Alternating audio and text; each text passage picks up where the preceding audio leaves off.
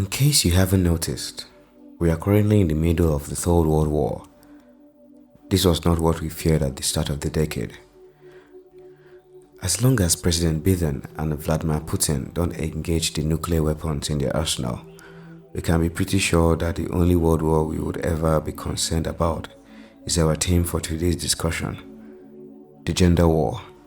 Before we go into details about this war, let's define gender and explain what sex entails. In the strictest sense, sex can be referred to as the biological and psychological characteristics of males and females, such as reproductive organs, chromosomes, and hormones. On the other hand, gender is socially constructed. You can liken it to the socially constructed characteristics of women and men, such as their roles, their norms, and relationships between each other. Now, delving back to our conversation. Gender and sex for a large part in our history seem to have been linked together.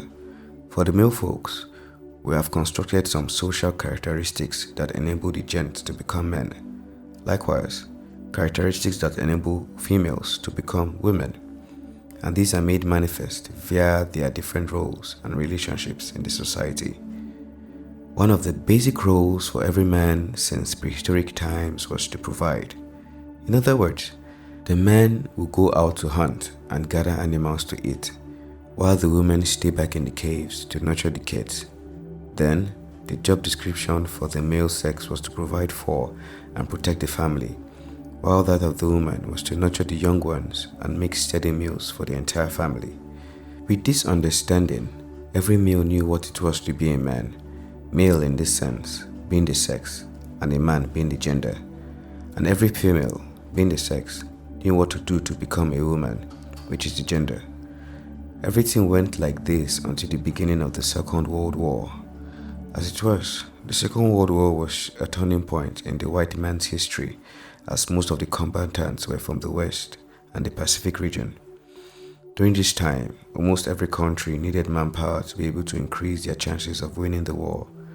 As a result, regardless of being a soldier or not, each country needed manpower, and the only way to do that was to get men from the other industries and occupations to be involved in the war effort in one way or the other. In a time when technology wasn't as advanced as it is now, the quantity of your war personnel mattered when you are fighting a war. Every country enrolled men from all parts of the country, away from businesses and office, onto the battlefields. However, while the war was ongoing, life had to continue at home. Companies still needed to continue production to feed the people on the home front. The companies couldn't wait for the men to get back from front lines, so they needed to consider a demography that hasn't been paid attention to before: females. They enrolled the women from the kitchens to come work at the factories, as managers, as police officers, and every other job position you could possibly think of. After 5 years and a half, the Second World War came to an end. The men returned from war and back to their families. To the surprise of many, women had taken over male-only jobs and businesses.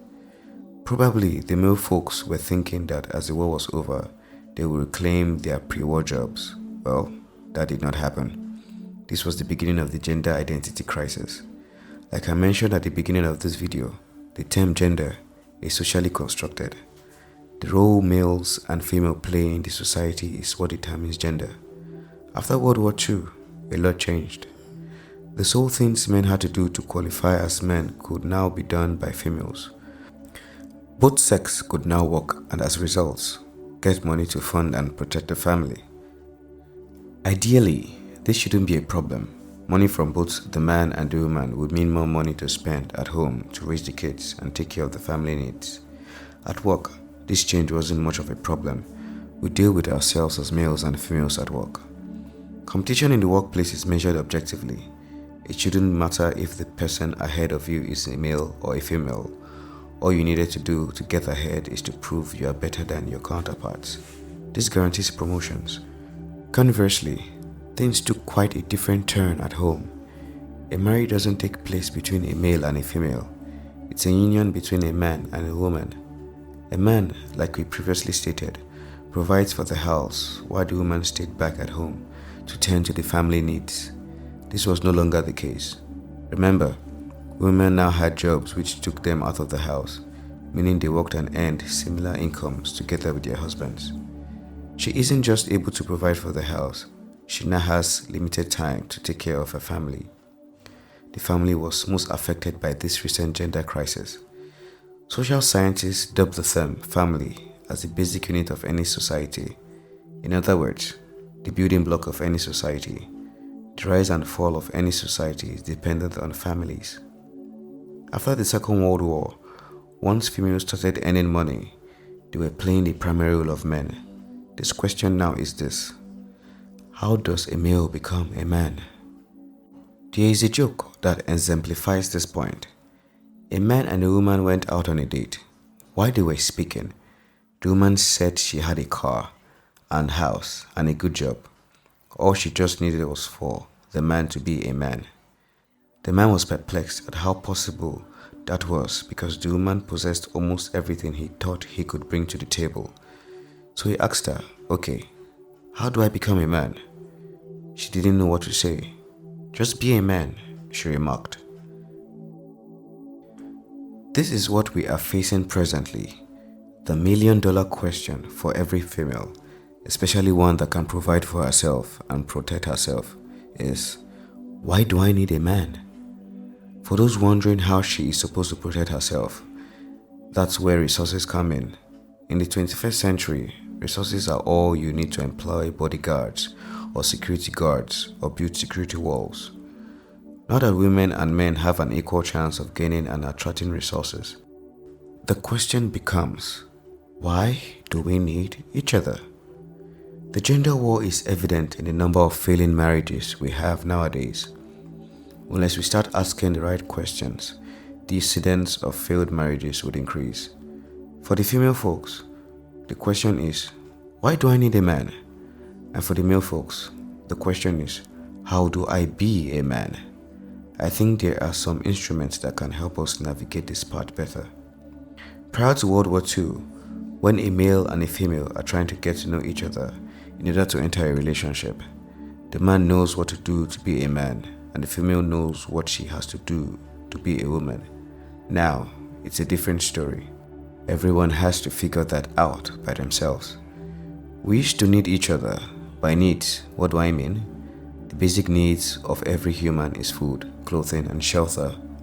You can't do without eating for a year. It's not a matter of choice if you want to eat or not. You are probably going to die after the first 3 months. That is, if you make it that far without water. Of course, every other thing is a want. You can live without your phone or your car or weeks. They are not your needs, they are just wants. Every woman used to need a man for provision, and every man needed a woman to give birth and to take care of kids. This is no longer the case. We want each other, but as we all know, needs have a much stronger force of attraction than wants. You can do away with anything or anyone you want. You can't do away with someone or something that you need. The female folks don't need the male folks anymore, at least not on paper. However, we still need to come together to create the foundational structure of every society, which is the family. For those folks yet to get into marriages, or ones that are contemplating marriages in the nearest future, as a woman, why do you need a man? As a male, how do you become a man?